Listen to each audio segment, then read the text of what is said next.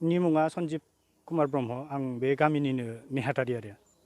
नोंथांमोना दिनै मानो जमा जादों? जमा जानाय माने नै दाख्लै 15 थारिख खालि 15-16 थारिख खालि माने जोंनि गामियाव बाहेरानिफ्राय फैनानै मा होनो नामखौ बावबाय आं बिनिखौ देला होननाय मानसिया जों गामियाव साननै हाबफैनानै बियो सोरनिबा न'आव हाबफैदों आरोखि दा जोंहाथ' दा लकडाउनाव सोलिगासिनो दं जोंनि गामिया दा जोङो लकडाउननि थाखाय जोङो बाहेरानि मानसिखौ जोङो सोखायाखै बाहेरानि मानसि सोआखै दा जों बे मानसिखौ 15 थारिख खालि फैनाय नुनानै आरोखि फैनाय नुनानै जोङो बेखौ बादाबो होफैखादोंमोन बादा होफैनायाव बेयाव आइसिबो फैलायनाय जादों आरोखि आइसिआबो फैदों ओइदिनखालि ओमफ्राय अखानायै 16 थारिखआव आरोखि 16 थारिखआव बियो आरो हाबफैबावदों हाबफैनानै जोंनि गामियाव हाबफैनानै सोरनिबा न'आव हाबफैदों आरोखि हाबफैनानै दा जोंनि महिलाफ्राथ' नुबाय गामिनि मानसिफ्रा नुबाय लकडाउनाव मानो बियो हाबफैखो ओमफ्राय बेखौ माबानो थाखाय हाबफैनो नाङा होननो थाखाय बेखौ थांनानै बुंहैदों आरोखि बुंहैनायाव दा बेयाव बुंहैनायाव आरोखि लकडाउनाव नोङो मानो गामियाव हाबफैदों बेबायदि बुंलायनानै माने बाहेरायाव थिनहरनो आरोखि गामिनिफ्राय थांनो थिनहरनाय जादों आरोखि बेखिनिया जोङो मिथिदों बिथाङा बिपिएफनि फ्लेगखौ बुखुदों ना मादों होननाय खोनादों बिपिएफनि फ्लेगखौ बुखुदों ना जेन'बा बुखुदोंनो खोमा बिपिएफनि फ्लेगखौ बुखुदोंआनो खोमा माने जोंना बिपिएफ इउपिपिएलनि खोथा गैया गामिया जोंहा मोनसे इउनिटि थालायनो हिसाबै जोङो बे कभिड-19 बा कर'ना लकडाउननि थाखाय जोङो बेखौ गामिखौ सेभ खालामनो थारमाने जोंना गामिया फ्रन्ट साइडना बिराद माने उसुबिदायाव गोलैनानै दं मुस्लिमफोर हाबफैयो गुबुननि मानसि हाबफैयो जों बेखौ बिराद माने बाहेरानि मानसिखौनो हाबफैजानो माने बेमारखौ जोंनाव नांसि मोननानै जों गामिखौ बिराद सेफटि खालामदों जोङो माबाबो होथेखादों गामि मा होनोमोनलाय लामाखौबो जों प्रटेक्ट होदोंमोन आरोखि बेखौ आइसि सारा फैनानै आं हाबफैनो लामा नांगोन होननानै गावनो बोखारथ'नानै दोनदों आरो दा प्रमानबो दंखायो नोंथांमोना बेखौ बादा होनायाव बिथाङा माबाफोर खालामदों होनदों नामा बियो जोंथ' बेखौ बादा होदों बादा होनायाव दा जोंथ' मोजांनि थाखायसो बादा होदों बादा होनानै बियो जोंथ' नुदों आरोखि ससियेल मिडियायाव फेसबुकाव नुदों माने केस होदों होनदों जाहैदों आरोखि बियो दा केस होदों हा गामिखौ केस होदों नामा बेबायदि आरोखि केस होदोंबा दाथ' गावखौ बुथारनो नागिरदों मादों बेबायदि खोथा बुंदों नालाय बियो आं मिडियायाव नुदों आरोखि ससियेल मिडियायाव नुदों बेथ' नंखाय खोथा बुथारनो नागिरदोंबाथ' नोङो गामिनि महिलाफ्रा मानो थांनानै जोंनि समाजा जेन'बा गामि समाजा बा सोरनिबा समाजा सासे मानसिखौ मोजां खालामनोसो नागिरो ओरैनो जाहाथाथ' बुथारलाबायनो नागिरा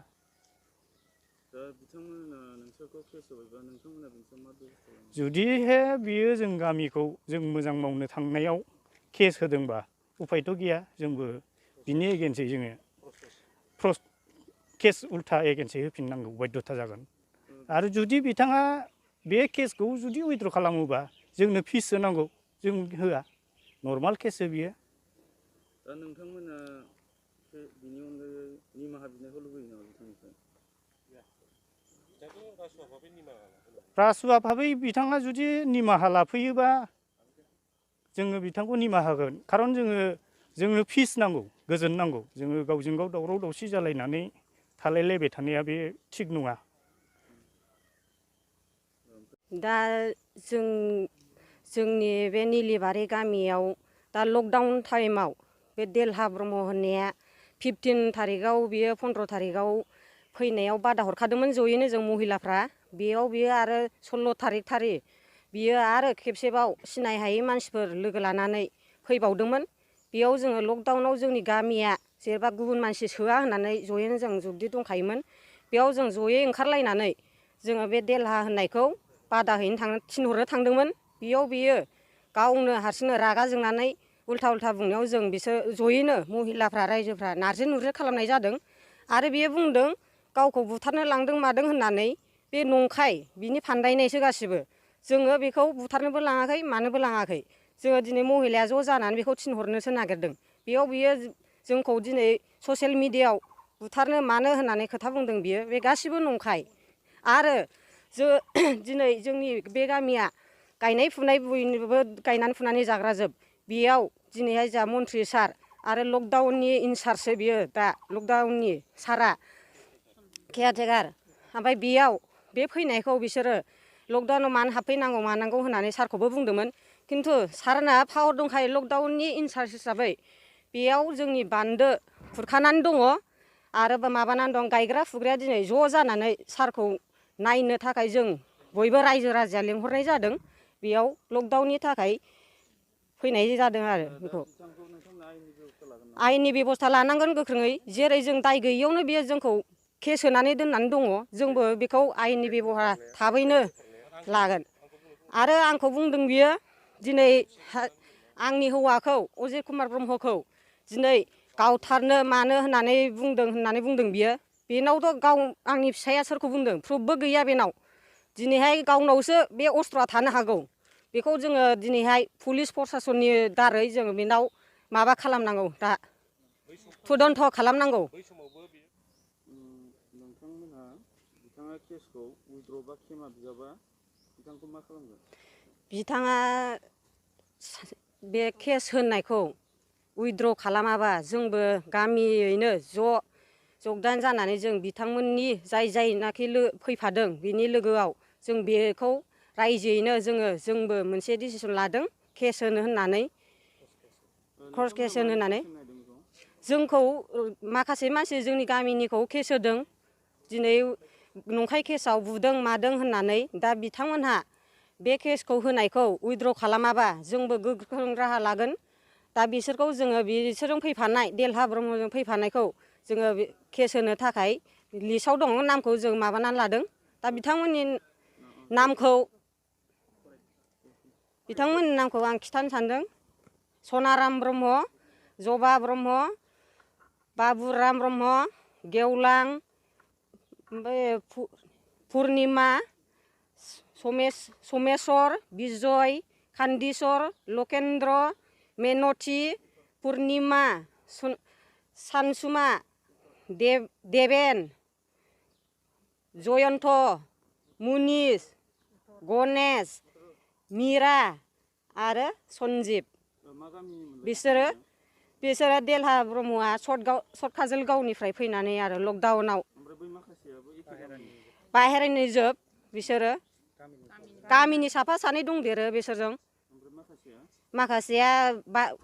दस्रा गामिनि बाहेरनि बिनि थाबैनो जोङो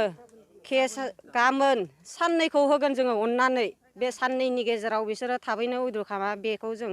जयैनो थिरांथा लानाय जाबाय केस होफिननाय जागोन जोङो बेखौ नोंथाङा बेखौ सोबादों होनदों ओमफ्राय बिनि सायाव नोङो मा बुंगोन आंथ' सोबायाखै बेखौ आं गामिनि जानानै आङो बेखौ बादासो होदोंमोन सानसे सिगां आरो बे अखानायै फैनायाव आं नाजिरनानै खोथा मानियाव आं नाजिरहरदों आरो बिजयनाव फैबाय थायो बे मानि थाखाय फैबाय थायो जों बेखौ मिन्थिया आरो ओमफ्राय नोंथांखौ केस होनायखौ मिथिबाय नोंथाङा आं मानसिफोरनि खुगानिफ्राय मिन्थिबाय आंथ' दा मबाइलावबो नायनो रोङा जेबो मिथिरोङा निलिबारिनि गामिनि थागिबि आङो सासे सिनियर आङो पाब्लिक हिसाबै आं बेखौ बुंगोन दा जोङो आं बुंनो नागिरनाया देलहानि सायाव आं बेखौ बुंजोबगोन आरो गामियावबो माखासे जोंहा ओरैबायदि दुथां मानसि दङ ओमफ्राय जोंखौसो बियो देलहाया जोंखौ दुथां होनदों खिन्थु आङो सासे गारजेन हिसाबै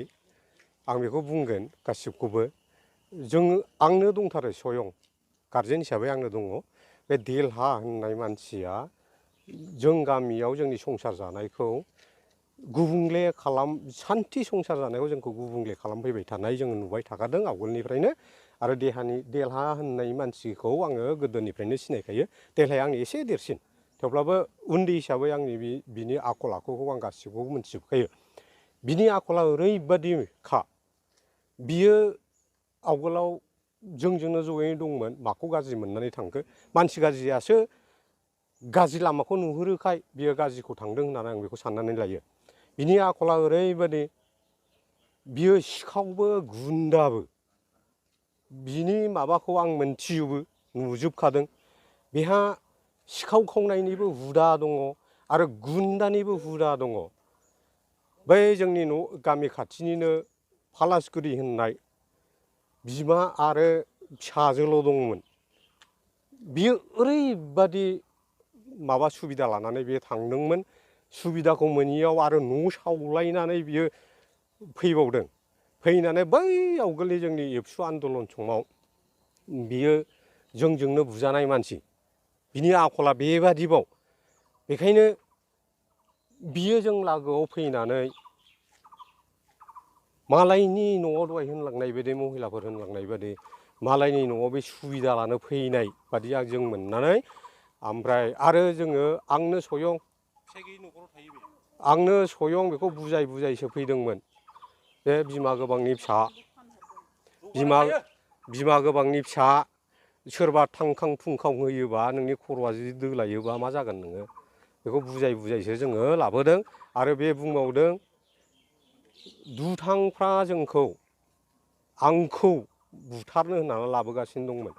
जोंथ' बुथारनो होननानै लाबोआखै। बेखौ बुजायनानै थोनहरदों जोङो आरामसे। आरो मा होनबावदों भाग्यआ आंहा मोजांथारमोन। आइसि सार फैयामोनब्ला आंथ' थैखाबायमोन। साला दुथांफ्रा खारला जोबनानैसो आंबो बहाय खारग'नो हादों। बेबादि ओमफ्राय लोगोसे जोंहा दंबावो जोंहा सान्थिनि थाखाय दाबो दंगासिनो दं। लामा लामा जों फ्लेग गायदों। बे जाबाय जोंनि बिटिसिनि जोङो पार्टिखौ आंनो बुंनो थांला। बे जाबाय जोंनि बिटिसि गभर्नमेन्टआ जानाखि सोलिबाय थादों बे फ्लेगखौ जोंहा सान्थिनि थाखाय जों बेखौ गायदों। खारन जोंहा गासिबो गामियानो हालुवाजोब। साख्रि मावनायाथ' जोंना खमखा। जोङो खेथिजोंसो जोङो थांनानै थायो। दा मोजां मोननानै चन्दन सारखौ मोजां मोननानै चन्दन सार फैनायनि सिगां जोङो बेखौ गायनानै दोनदों। खारन चन्दन सारा जोंनि नैबे बिपद आफदखौ जोङो नायग्रा केयारटेकार बियो मोनब्रै डिस्ट्रिक्टनि। दा चन्दन सारा गावनो निजे फैनानै जोंनि हाल मावनानै जानायनि माबा मोनसे सुबिदाखौ चन्दन सारा फैनानै जोंखौ खालामनो फैदों। जोङो फेसबुकआव मोनसे खोथा लिरनाय नुदों जे बिटिएफनि मानसिया इउपिपिएलनि मानसिखौ बुदों बा बुनो नागिरदों होननाय जों लिरनाय नुदों। बेनि सायाव नोंथांमोना मा बुङो? नङा बियो जेबो नङा। जोङो बिपिएफ जानानैबो खामानि मावाखै। माबा मोनसे इउपिपिएल जानानैबो जों खामानि मावाखै। जोङो देलहा सारखौ ओरैबायदि देलहा सार होनफ्रांदों आं सरि बेखौ देलहा सार होनफ्रांदों। सिखावसो बियो देलहा गुन्दा। जोङो ओरै होनखादों देलहाखौ ओरै होनखादों नोंहा पार्टि मावो मावा बे नोंनि खोथा। थारमाने बिरोधि पार्टियाथ' थाखायो बेखौ बुंखादों। नोङो पार्टिनि खोथाखौ जों बुंनाय नङा। लकडाउननि समाव बाहेरा मानसिफोरखौ नोङो मानो ज्राव ज्राव जों लागोआव लेंहरदों नैबे खोथाखौसो जों बुंदों।